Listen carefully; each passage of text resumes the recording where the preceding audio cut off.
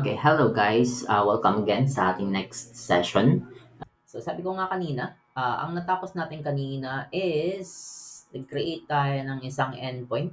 Ito sa ating API na authenticate. So ang ginagawa nito, nag-create, nag-accept siya ng login request parameters na merong username and password.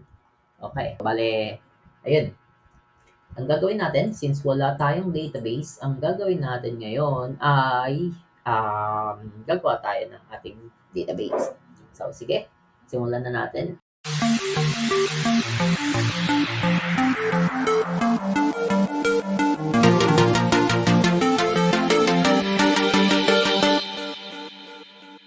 Ang initial na gagamitin natin is, kung mapapansin nyo kanina, meron tayong MySQL. Eto. So, MySQL yung na-set up natin kanina. So, ayun. Sabi ko nga, meron tayong MySQL dito na dependency.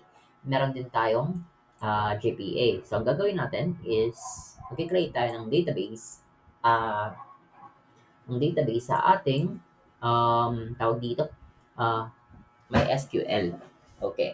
So, ang kailangan nyo lang is Workbench. Kung meron kayong Workbench na naka-install, ayan, MySQL Workbench. Okay. So, pagkatapos niyan, sige. Ayan. Magbubukas ng, ayan. So, mag-create lang kayo ng sarili nyong connection. Okay. So, gawa tayo ng connection. Okay. So, say, kung na-set up nyo na to, syempre alam niyo yung password, pero kung hindi pa, you can check yung other videos ko para makikita kung paano mag-set up ng paano mag-install ng Workbench. Okay. So, close all lang natin ito. Don't save. And, okay. Create lang tayo ng bago para sa ating users. Okay. So, create database. Pangalanan natin siyang, ayan. So,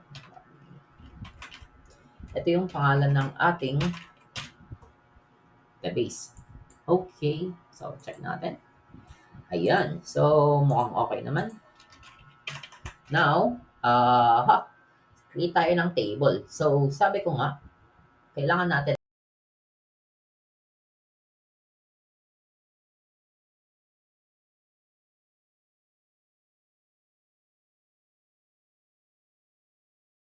dito, kailangan natin ng table, of course, kailangan natin ng user, kailangan natin ng, okay, so, ulit tayo dito. So, kailangan natin ng user, kailangan natin ng role, of course, kailangan natin ng permission, di ba? Kung ano yung permission na sakop ng role na yun. Okay. Next ay, ano pang kailangan natin? Meron ka ng user, meron ka ng role, and, ito yung importante. Kailangan natin gumawa ng sarili nating session. Okay, etong session table na to, basically, ito lang yung tawag dito. Ito yung magko-control ng ating session manager. So, kung papansinin nyo sa mga websites or mga accounts na kunyari sa social media, kapag nag-login kayo, tapos hindi naging idle kayo for about 15 minutes siguro or 10 minutes, ganyan. Tapos mapapansin, GCash na lang, GCash. Ayan, so siguro naman lahat may GCash, diba? So, kapag nag-login ka sa GCash, tapos nag-idle ka for about parang mga 1 minute lang ata siguro sa GCash. Tapos, binalikan mo yung application na yun, naka-log out ka na. So, ito yung nagko-control doon. Session. Okay. So, gagawa tayo ng sarili nating session manager. Usually kasi, session manager, kung ano, um, meron ng mga application ngayon na merong sariling session manager katulad ng OAuth kung mag-OAuth ka. Pero right now, magsasarili muna tayo para malaman nyo kung paano siya nag-work. Okay, so users, role, and permissions. I think okay na siguro yan. Okay. So let's start with siguro users. Or roles. Okay. Roles siguro. Okay. Kasi, bago ka makapag-create ng user, syempre si user mayroong role. Okay. So, create table. Roles. Okay. Tapos, lagyan natin siya ng role ID. Okay.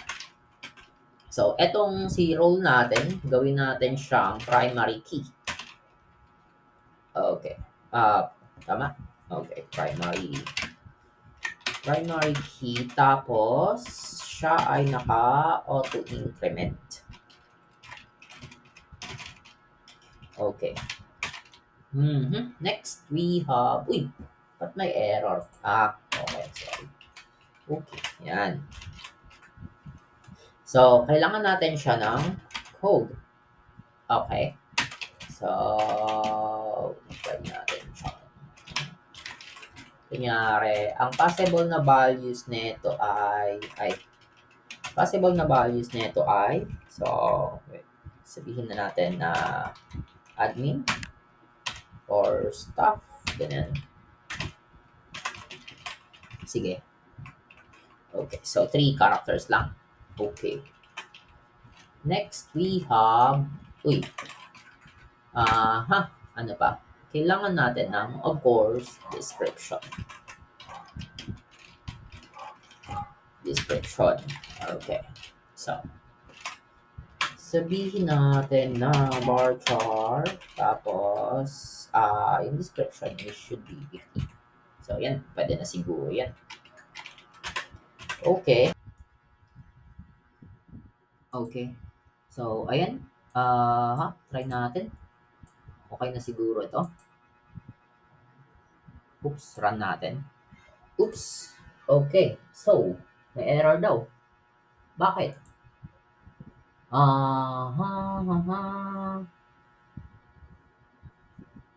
Sabi dyan, no database selected. Select the default DB to be used. Okay. Okay. So, kailangan lang natin ng use database.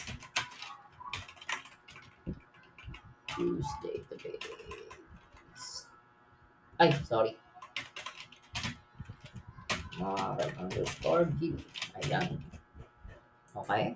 Now, let's do this. Ayan. Okay. So, meron na tayong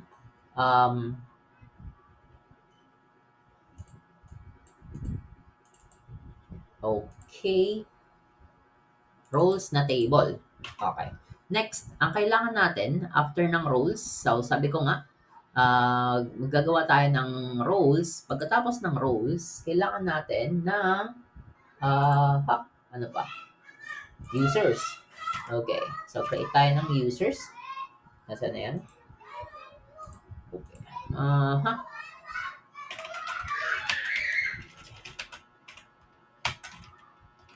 Users. So, si users naman, anong lalagay natin kay users? So, syempre, kailangan niya ng basically user ID. So, si user ID of type int and primary. Gawin natin siyang primary. No? Okay. So, primary siya. And also, this one is a primary key. Tapos, gawin natin siyang auto. Ayan. Okay. Tapos, sunod, wait lang. Ayan, para makita nyo.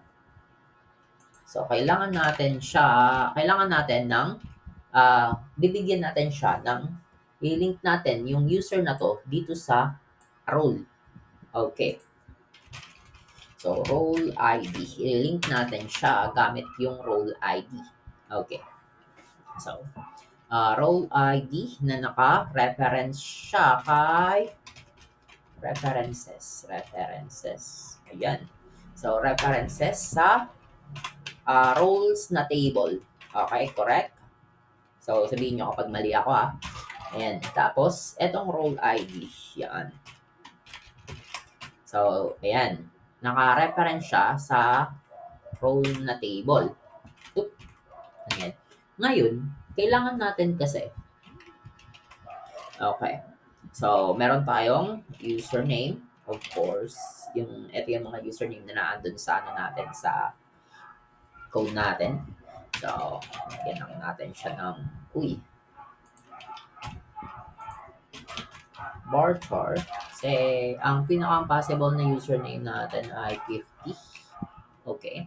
So, syempre, dapat username, hindi siya pwede magparehas ng username. So, gawin natin siyang unique and not null. Ayan. So, unique na. Okay, constraint natin and kailangan natin ng password. So, varchar. So, right now, ang password muna natin ay plain na siguro, ayan. So, syempre, not null. Not null din yung password natin, di ba? Lagyan natin siya ng default. Kasi, pag nag-create ka ng bagong user, pwede namang walang default. Pero I think, gusto ko may default. Okay. So, 1, 2, 3, 4, 5. Yan yung password mo. By default. So, next, lagyan natin siya ng, of course, meron siyang first name. Okay. You know what? Pwede na natin itong copy-paste para, para hindi na matagal. Okay. Not null. Okay. Siyempre, kailangan lang natin ng email. First name, of course. Last name. Okay. Email, di ba? Correct? Email. Username, email, what else? Kailangan natin siya ng status. Okay. So, si status, gagawin natin, inang si status. So, enumerative values. Okay. So, kailangan natin siya ng pending. Ito lang yung mga possible values dito. Okay. So, lagyan natin siya ng active. Next will be siguro ay terminated. Ayan. Okay. So, not null din dapat to. Hindi pwedeng null yung Tapos, lagyan natin siya ng default. Default na pending. Okay. So, upon create siya ng user, naka-default na pending yung status niya. Okay. So, syempre kailangan natin ng the basic date created. Okay. This is date time. Okay. Ba't may error? Okay. Tapos default. Meron ata dito. Okay. Ito ata yan. Current default timestamp. Okay. Date updated. Ayan. Date time. Ano pa? May kulang pa ba? Okay. Balikan nga natin yung Okay. Meron tayong username, email, role. Okay. So, I think wala na tayo. Ayan. Okay. So, check natin. This is a foreign key, correct? Okay, pero dapat eto na foreign key na 'to, 'pag nagbago daw si role ID ng information, dapat magbabago din 'to. Okay. So, kailangan natin ng cascade on update cascade. Ayan. Kaya, sabi ko, ano pa? Update on delete cascade. Okay. So, basically, kung ano yung changes dito, ganun din yung magiging change dito sa isang table. Okay. So, hindi ko i-explain yung pinaka-technical nito, pero basically, ganun yung ginagawa niya. Okay. So, sige. Okay. Ayan. So, meron na tayong users. Okay. Meron na tayong role. Bigyan natin siya ng permission. Okay. Create table. Sige, copy ko na lang to Ay, hindi. Yan, copy ko na lang to. So, of course, meron tayo. RMB na tayo. And permission ID. Okay. So, of course, meron dito sa permissions, meron din siyang code. Permission code. Okay. Anong mga possible na permission dito? Okay. Anong mga possible permission dito? So, read, update, create user. So, siguro mga 20. Ayan. So, mga possible values nito, kunyari, print data. Okay. Okay. View users, view sales.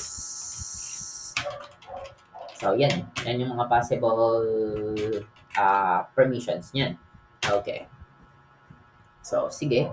So, pagkatapos niyan, kailangan I think kailangan dapat unique siguro. Okay. Unique and not. Okay. Description. Ayan, pwede na yan. Okay. Sige. Okay. Ayan. Next, after nyan, permission. So, sabi ko nga, meron pa tayong isa pang table, which is yung session. So, kailangan natin ng sessions table. Okay. Pero, wait lang. May kulang. Okay. Remember, si roles, dapat naka-tied up din siya kay permission. Okay. So, kailangan natin i-tied up kailangan nating bigyan ng permission in each role. Okay. So, create tayo ng table na create tayo ng table na merong role and merong permissions. Okay. Ayan. So, meron kang role ID. Diba? Si role ID, which is an int. Okay. Not null. Tapos, ano pa ba? Okay. Meron kang permission ID. Tapos, int not null din. Okay. Ngayon, kailangan natin tong dalawa. Kasi dito titingin kung ano yung possible role. So, sa isang role, pwede siya magkaroon ng maraming permission. Okay. So, gawa tayo ng primary key para dito kasi magkakaroon tayo ng primary key. Pero, since wala tayong ID na unique sa each, kailangan lang natin gumawa ng composite primary key. Okay. So, primary key. Gawa tayo ng primary key na composite of role ID and permission ID. Ayan. Okay. So, gawa na tayo ng foreign key. So, dito sa foreign key, foreign key, i-map lang natin na etong si role ID ay naka-reference siya doon kay role, tapos si permission, permission ID, naka-reference din siya doon kay permission ID. Okay. So, role ID, tapos references, roles na table. Okay. Tapos, mukhang may kulang tayo Kailangan yata natin gumawa ng mga indexes. Okay. Pero, sige, saka na muna yan. Tapos muna natin ito. So, roles, table, of course, role ID. Okay. Sige, copy na natin siya para mabilis. So, meron akong foreign key. Kailangan natin ng foreign references, of course, permissions na table, correct? Okay. So, permissions sa table. Uy, ba't may error? Okay. So, bakit daw may error? Dahil,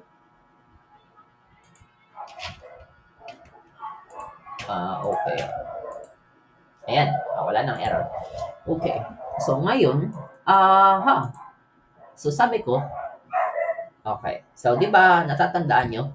Kailangan natin gumawa din ng i-cascade din to. Kasi naka-reference to So, kung ano yung changes dun sa kabilang table, dapat magre-reflect din dito sa table na to. Okay. So, on update, cascade, tapos on delete, cascade. Okay. So, ganun din dito sa isa pang foreign key na to. Okay.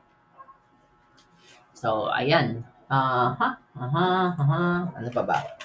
Uy. Ayan. So, tama na ba? Okay. So, again, itong permissions na to, meron tayong role and ID permission. Okay. Tapos, yung primary key, gumawa lang tayo ng composite primary key. Tapos, nireference natin yung dalawang ID. Okay. Dun sa kanya-kanyang table. Tapos, nilagyan natin ng constraint. Okay. Sige. Run. Ayan. Okay, mukhang okay naman. Okay, so next is, ito na yung kulang natin kanina. Asan na yan?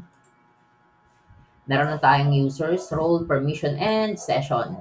Okay, so ito yung in-explain ko kanina. So, table sessions. Okay. So, si sessions, basically, ang laman ng session ay, of course, di mawawala si session ID. Session ID of int naka, not null, and siya ay primary key. So, auto-increment na lang natin siya. Okay.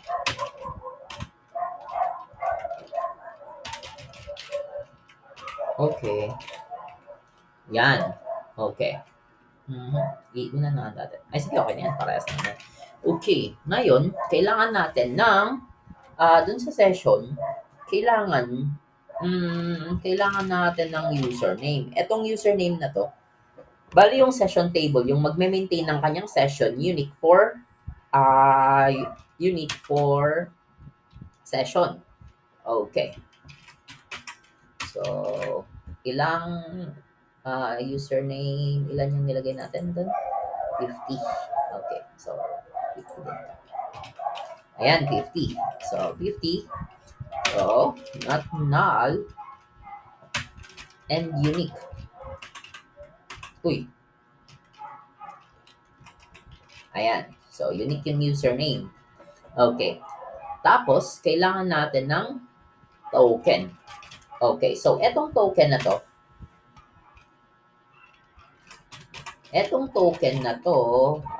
nung puwede na siguro 'to. Kasi yung token na 'to, ano 'to, eh, series of characters na, encoded characters. So, ayan. Okay, tingnan natin. Tapos, of course, meron tayong date created, which is of date time. Okay. And of course, meron tayong not null, tapos lagyan natin siya ng default na current. Ano ba meron dito eh? Ayun o, meron. Okay. So, kapag na-create siya, date. So, etong date created, eto yung kapag nag-insert dyan ng value, automatic meron na siyang date created. Ngayon, kailangan natin lagyan ng expiration kung kailan siya ma-expire after kapag after ma-idle yung session. Okay. Date time, basically date time, not null. Okay. So, lagyan natin siya ng default. Eto, dito na natin i-define kung kailan siya kailan siya ma-expire. Okay.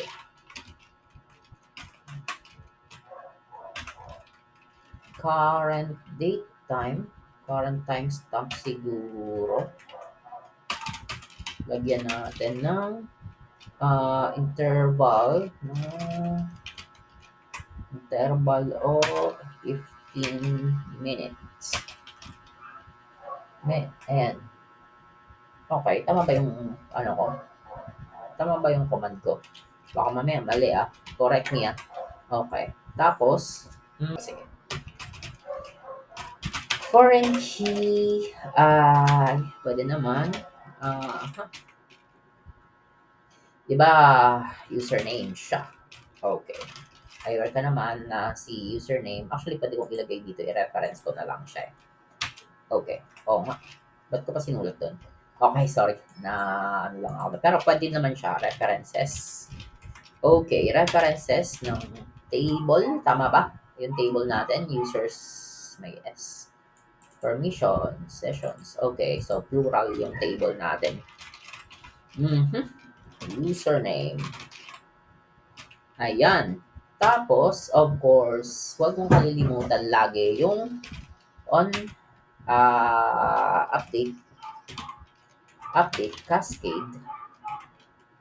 Tapos, on delete cascade. Okay. Okay na ba? Parang may, sige, wala na pala. Okay, sige. Ayan. Okay, so, okay, sige, run na natin. Ay, sandali. Kailangan natin ng OTP. Okay. 6. Ayan, para safe. 6 lang yung possible OTP. Ayan. So, yup. I think, may error.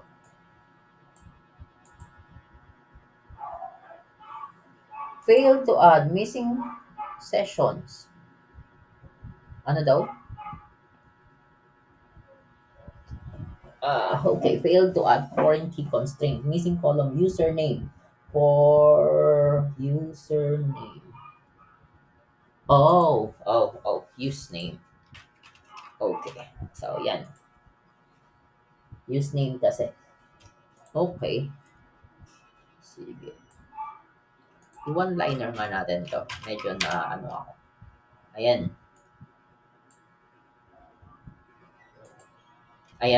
Okay.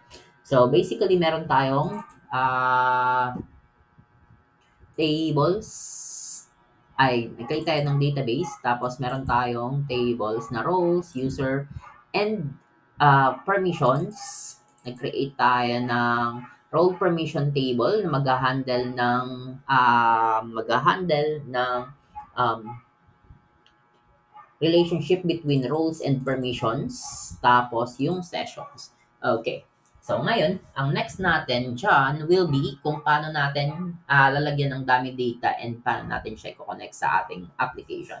For now, yun lang muna. Okay. Thank you.